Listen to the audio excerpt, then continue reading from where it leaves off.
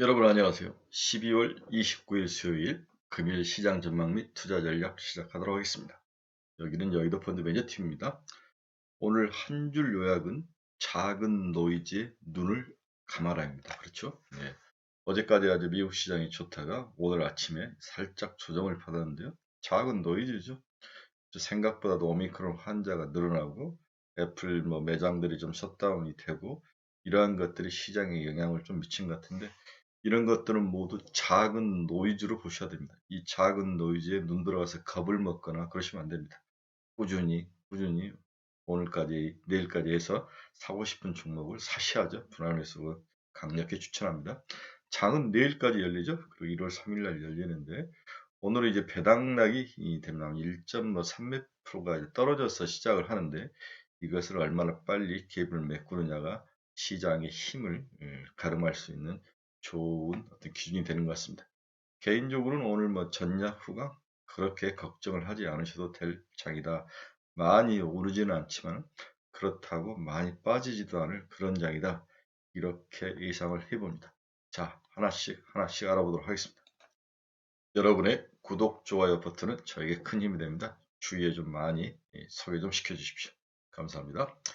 미국 시장 분석을 한번 봅시다.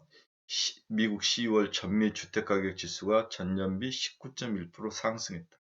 그러나 상승세는 둔화됐다. 이 상승세가 둔화됐다는 것은 10월 달에는 19.8%였다는 거죠. 11월은 19.1%, 이게 연율화시킨 건데 이제 절대적인 수치는 19.1%라 높게 나오지만은 결국 트렌드 자체가 19.8에서 11월 19.1로 상승세가 꺾였다는 거죠. 우리나라는 주택시장이 확실히 좀 꺾인 것 같습니다.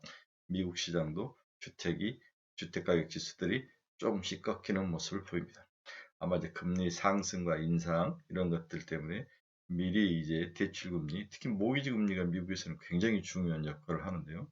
모기지 금리들이 오르지는 않았지만 향후에 오를 걸 대비하는 것들이 많겠죠. 네. 이러한 것들이 시장에 영향을 미치는 게 아니냐 그런 생각입니다. 미국 코로나19 신규 환자가 24만 명을 돌파했다. 굉장하네요. 그렇죠? 네. 문제는 이제 과거보다도 입원 환자가 80% 줄었다는 거죠. 그 앞에 델타 변이보다도 이런 것들이 이제 긍정적인 요인과 부정적인 요인이 막 섞여 있는데 일단 전파 속도는 감기나 독감처럼 상당히 빠른 것 같습니다.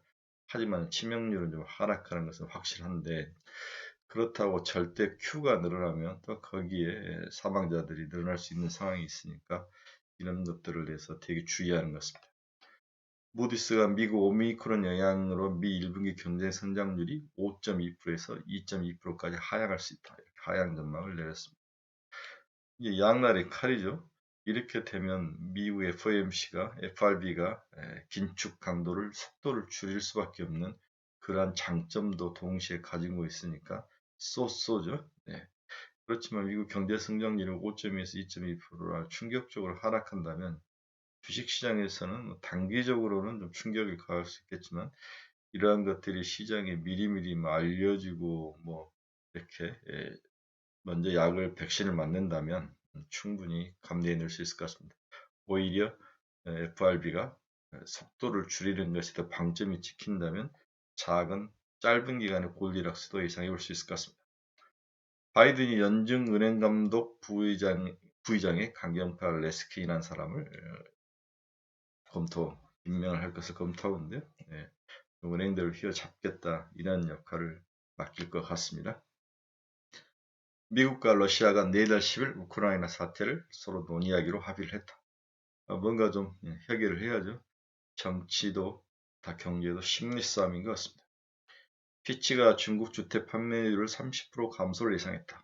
그래서 중국의 부동산 업체들이 위기에 직면할 것이다. 이런 이야기를 했죠. 그러나 저는 이런 것들 서양의 시각일 뿐이지 중국에서는 눈 하나 깜짝하지 않을 겁니다. 충분히 자기들이 컨트롤할 수 있기 때문에 위기까지는 몰고 가지 않을 겁니다. 중국의 스페이스X 우주선이 자국 우주 정거장을 충돌할 뻔했다. 중국이 강력히 비난을 했죠. 우주 전쟁에서 기싸움이 일어나고 있습니다. 가장 중요한 게 마지막 기사였는데요. 넷플릭스 등 미 스트리밍 업계가 한국 컨텐츠 시장을 주목하고 있다. 그렇죠? 네. 이런 것들이 굉장히 중요한 역할을 하고 있는데 지금 이제 오징어 게임 2가 어디로 가느냐 그렇죠? 쇼박스로 간다는 이야기가 있어서 어제 쇼박스가 굉장히 높은 가격으로 올라오는 모습을 보이는데 이렇게 컨텐츠를 만드는 한국 컨텐츠 관련 기업들의 가치가 증가한다. 이 말은 사야죠. 그렇죠? 네, 사야 됩니다. 네. 그런데 지금 이제 컨텐츠를 만든 기업들이 너무 많이 이제 오른 다음에 조정을 받고 있는 거죠. 그래서 뭘 사야 하느냐도 참 걱정인데 기본적으로 좀 큰 거 한두 개, 작은 거 한 개 정도는 관심을 가져야 될 그런 상황에 있는 것 같습니다. 미리 가서 깔고 앉아야 되는데 약간의 하락을 감내를 할 수 있어야만 더 큰 걸 먹을 수 있는 거죠. 그래서 쇼박스와 같은 향후에 어떤 그 모멘텀이 있는 기업들, 오징어 게임 2를 만들 수 있는 그러한 가능성이 있는 기업들을 한둘로 좁혀서 투자해 보는 것도 바람직하다라고 생각하고 있습니다. 애플 한번 봅시다. 0.63% 하락해서 179.19달러에 끝났죠. 네, 애플 매장을 한 12개 매장을 뉴욕에서 폐쇄를 했는데 비대면으로 이제 온라인으로 주문하고 밖에서 찾아가는 그런 시스템인데 생각보다도 오미크론의 그 확산력이 굉장히 강한 것 같습니다. 네, 애플은 일단 200달러까지는 무조건 전진이죠. 내년에 아주 더 좋아질 거로 보이고 있습니다. 화이자는 1.98% 하락해서 58.03달러에 마감을 했고요. 테슬라가 이제 0.5% 하락해서 1088.47. 너무 급하게 올라온 거에 대해서 약간의 뭐랄까 뭐 이익 실현이죠. 네, 그 정도로 봐야 될 것 같습니다. 리비아는 어제 10% 올랐던 오늘 3.94% 4% 빠지는데 변동성은 심하지만 강력한 이인자는 매수를 해야 된다는 게 기본 생각이죠. 로시드도 4.3% 하락해서 36.98%, 98달러에 마감을 했습니다. 너블록스가 이제 박살이 났네요. 6%가 하락해서 98.66인데 메타버스 우리나라의 메타버스 관련 기업들이 너블록스와 연계가 되다가 너블록스와 이제 디커플링이 일어나더라고요. 우리나라 자체적으로 올라가죠. 네, 그렇죠. 옥션 같은 종목들, 네, 이런 종목들은 자기 이 스타일대로 한국 스타일대로 올라가는 모습을 보이는데 일단 너블록스도 좀 반등을 해야 될 것 같습니다. 반대로 메타버스는 이제 0.01% 346.22 거의 보합에서 마감을 했습니다. 필라델피아 반도체 지수 어제 거의 다 빠지더라고 마이너스 1.17 하락해서 3,992.2포인트에 마감을 했습니다. 엔비디아는 2.14% 하락해서 302.83달러에 마감을 했고요. AMD는 0.78% 하락해서 153.15달러에 마감을 했습니다. 대만의 TSMC는 122.02달러, 0.55% 하락을 했습니다. 마이크론 테크놀로지 한번 봅시다. 최근에 약간 조정을 받는 것 같아요. 100달러 근처에 오니까 조정을 받는데 92.94달러에 마감을 했습니다. 65달러부터 상승을 해서 10월 중순부터 65달러 정도에서 상승을 해서 92달러, 거의 98달러까지 갔었으니까 굉장히 얼마 정도 상승, 거의 7, 80% 상승한 거죠. 조정을 좀 받아야 되는데 이 기간 조정, 그 다음에 가격 조정이 끝나서 향후에 DRAM 가격이라든지 이런 가격들이 하락 속도가 멈춘다는 것이 확인만 되면 다시 100달러를 치고 넘어갈 거로 보이고 있습니다. 일단은 가격 조정보다는 기간 조정에 들어가게 보입니다. 오늘 아침 끝난 미국 시장에서 가장 좀 힘들었던 건 비트코인이 크게 하락한 거죠. 마이너스 6.82% 하락해서 47,744달러를 지나가고 있는데 비트코인과 알트코인들이 좀 박살난 듯한 느낌이 듭니다. 네, 얘들의 변동성이 좀 큰 것 같아요. 이유는 저도 모르겠어요. 일단 그동안 바닥에서 올라온 거에 대한 이익 실현인 건지 더욱더 이 주기가 짧아지는 거죠. 그렇죠? 네. 단타족들이 늘어났다고 볼 수 있는데 너무 불안하니까 조금만 먹으면 바로 치고받고 하는 현상들이 자주 나타나고 있는 것으로 보입니다. 환율 한번 봅시다. 1187.92달러에 921에 마감을 했죠. 0.19% 상승을 했는데 원화가 약세했는데 그래도 나름대로 안정적인 모습을 보이고 있습니다. WTI는 76.37달러, 0.14% 상승했는데 WTI가 66달러부터 치고 올라 76달러까지 지속적으로 상승하는 모습을 보이네요. 아마도 이제 추운 겨울과 그 다음에 이제 소련과의 갈등, 러시아와의 갈등, 소련이라면 아재 아재 특징인데 러시아와의 갈등들이 천연가스 가격들이라든지 이런 것들이 움직이는 거죠. 이런 것들이 전체적 에너지 쪽에 영향을 미치는 것 같은데 그동안 너무 이제 하락을 많이 했죠. 거의 100달러 근처까지 갔다가 65달러까지 하락을 했으니까 여기에 대해서 반발 매수도 치고받는 모습이 나오는 것 같습니다. 미 국채 수익률 한번 봅시다. 10년짜리 1.48%에 하락을 했네요. 어제보다 1bp 상승을 한 것 같습니다. 2년짜리는 0.75%, 0.70에서 0.75까지, 3년짜리 1.90까지. 확실히 금리가 야금야금 상승하는 모습을 보이죠. 어제도 이야기했죠. 금리에 민감하라. 금리가 너무 생각보다도 팍 치고 나갔을 때는 반드시 리스크가 있으니까 금리에 민감하게 반응을 해도 오르더라도 좀 부드럽게 상승 강도가 부드럽게 가야 되는데 갑자기 뭐 하루에 10pp씩 올라오는 거 이런 케이스는 좀 주의를 할 필요가 있다. 이렇게 봐야 될 것 같습니다. 지금 일드 스프레드가 이제 붙는 거죠. 그렇죠? 네. 밑에 있는 2년짜리가 치고 올라와서 10년짜리가 좀 적게 올라가면서 스프레드가 붙는 케이스가 발생하는데 이게 역전이 됐을 때 지난번도 문제가 발생했는데 그런 현상은 없을 것 같고요. 장기 금리는 시장의 경제 상황을 대변한다고 그랬죠. 그다음에 단기 금리는 정책 금리를 대변하는 건데 정책 금리는 올리는 거고 장기 금리가 올라가지 않는다는 것은 경제에 대한 것들이 약간 비관적인 모습들이 많이 섞여 있다고 볼 수 있을 것 같습니다. 이러한 특징들을 잘 이해하시고 금리와 환율 이런 데는 늘 민감하게 반응을 하셔야 됩니다. 그리고 최소한 미국 10년짜리 국채가 1.48이다, 뭐 2년짜리가 0.75다, 30년짜리 1.90이다. 이 정도는 숫자를 남겨 놓으셔야 됩니다. 제가 이야기했죠. 주식은 아날로그의 싸움이다. 아날로그는 숫자를 외워야 되죠. 그렇게 해야만 어떠한 자료를 보거나 어떤 지식들을 누가 이야기했을 때 머릿속에 빨리 그림이 그려지는 거예요. 남보다 먼저 받아들이는 캐치력이 일어나기 때문에 아날로그적으로 기본적인 숫자들은 이 암기를 하셔야 됩니다. 최소한 뭐 S&P 500이 얼마고 나스닥이 얼마고 다우가 얼마고 코스피가 얼마고 코스닥이 얼마고 이런 숫자들은 암기를 하고 계셔야 됩니다. 금일 투자 전략 한번 봅시다. 첫째, 독일 병정처럼 꾸준히 사고 꾸준히 견뎌라. 이게 이제 제가 여러분들에게 지속적으로 이야기하는 거죠. 꾸준히 사고 꾸준히 견뎌라. 그래서 연초 삼성전자가 실적 발표하는 게 1월 7일, 뭐 6일 그 사이에서 1월 중순까지 바닥에서 한 10에서 15%는 충분히 올라올 것이다. 이렇게 기회를 줄 때 먹지 못하면 나중에 힘들 때 견딜 수가 없는 거죠.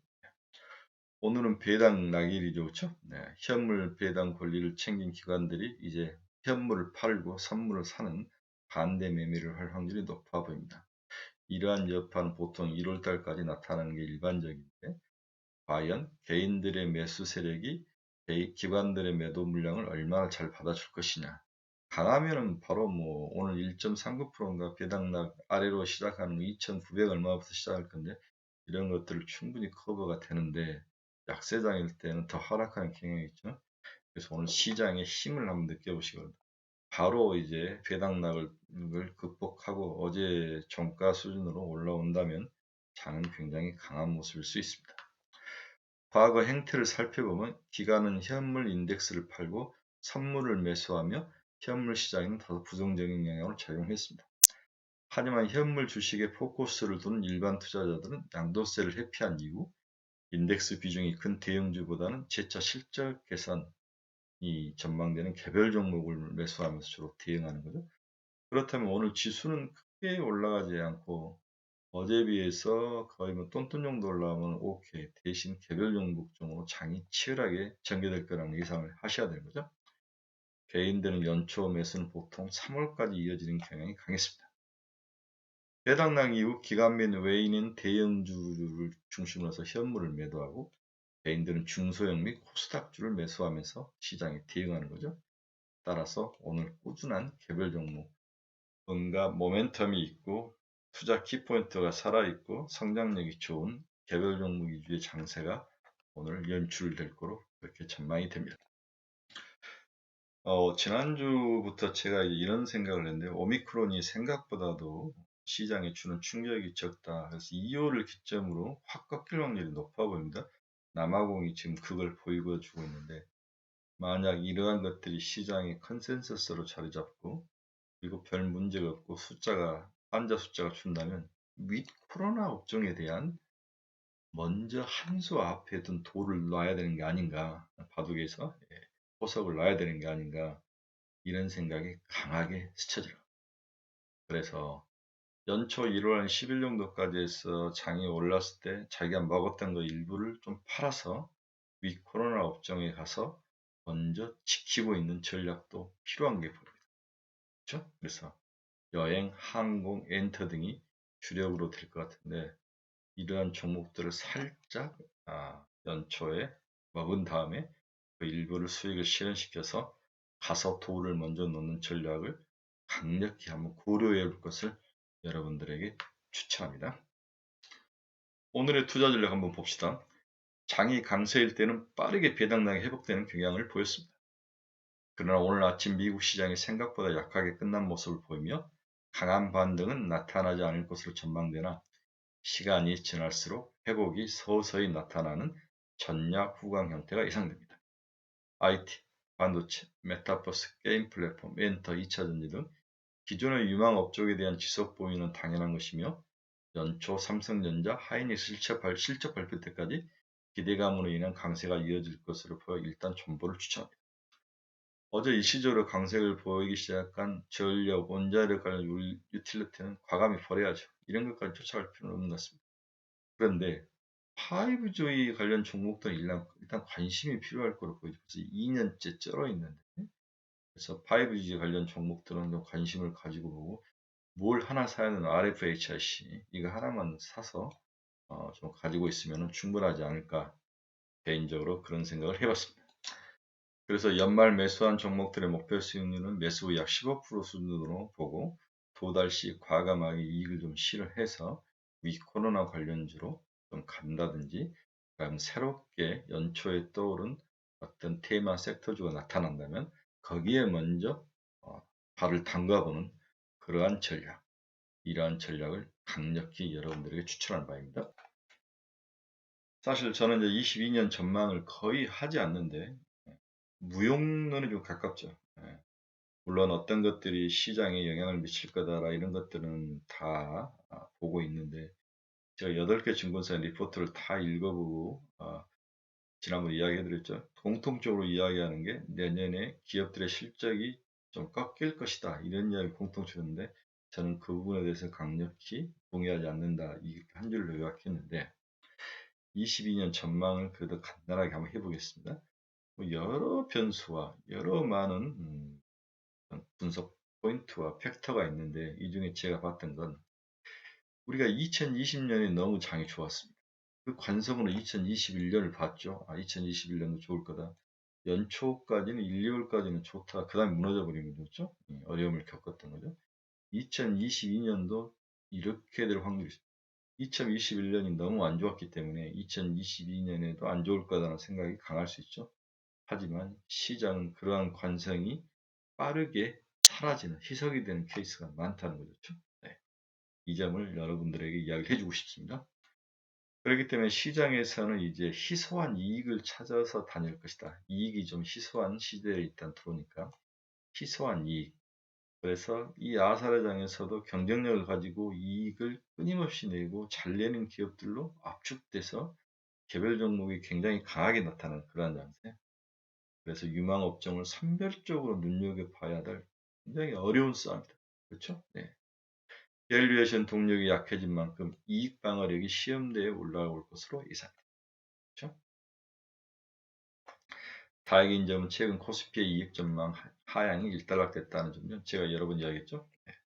특히 반도체와 IT, 하드웨어와 같이 비중 있는 업종을 중심으로 외국인 수급을 유인하고 있다는 점은 긍정적인 모습입니다. 악재의 피크아웃은 호재라는 점도 내년의 기회 요인이 될 수 있습니다. 그렇죠? 네. 그리고 올해의 관성, 약했던 시장의 관성이 내년에는 적용되지 않을 확률도 있다. 이런 것들도 방금 제가 지적을 해드렸죠. 그동안 2개분기 동안 하반기 내내 우리가 시달렸던 게 인플레이션 오프하고 공급 차질이었죠. 그렇죠? 이러한 것들은 각 국가의 정부 노력과 다양한 어떤 전략을 가지고 조금씩 해결을 할 것으로 예상이 됩니다. 그래서 내년 상승 기간은 의외로 짧을 것으로 보이죠. 그 다음에 중간중간에 가끔씩 나타나는 그러한 상승 기간을 놓치면 수익 내기가 참 어려운 장이 될 것입니다. 그럼 앞에서는 2021년의 하락장보다는 2022년에 상승장이 나타날 확률이 높다. 이렇게 이야기해놓고 이제 와서 내년에 상승 기간은 짧게 나타날 것이다. 이율 비관적이지만 일단은 올해보다는 전체적으로 시장이 그렇게까지 무너지지 않을 거다. 내년에. 두 번째, 크게 올라올 장들, 그래서 옆으로 행보하는 기간이 아니라 장이 한 번씩 툭툭 치고 올 기간들이 짧게 나타날 것이며, 이 짧은 기간들을 나타날 때마다 먹지 않으면 수익이 내기 힘든 그러한 장이다. 이렇게 이해를 하셔야 될 것 같습니다. 전체적으로는 21년보다는 좀 나을 장이다.